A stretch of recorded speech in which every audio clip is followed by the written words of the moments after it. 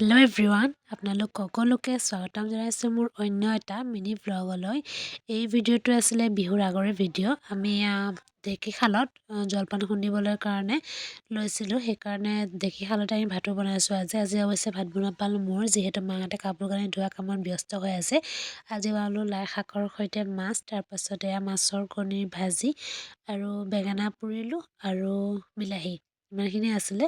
তাৰপাছতে এয়া ভাত পানী খালোঁ, খাই মেলি লৈ পেলাই কৈছোঁ জলপান খুন্দিব লগা আছিলে বুলি। তাৰপাছতে জলপান খুন্দি মেলি ল'লোঁ। তাৰপাছত অলপ সময় ভাগৰ লাগিলে, ঢেঁকী দিলে আচলতে বহুত ভাগৰ লাগে। ঢেঁকী দিয়া মানুহে বুজি পায় ঢেঁকী দিলে কিমান ভাগৰ লাগে। তাৰপিছত অলপ সময় শুলোঁ, শুই উঠি পেলাই ওচৰতে এখন তুলনি বিয়া আছিলে। আমি বিয়ালৈ গ'লোঁ, মা মই ভণ্টি আৰু বৌ।